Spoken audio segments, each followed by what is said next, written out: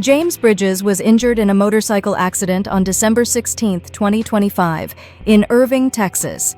The crash happened shortly before 9:45 p.m. on State Highway 183, just west of Walton Walker Boulevard. Authorities say 19-year-old Bridges was riding eastbound on a Honda motorcycle when he attempted a lane change at an unsafe time. The motorcycle then struck a traffic attenuation device in a single-vehicle collision. Bridges sustained serious injuries in the accident. No additional details have been released, and the investigation is ongoing.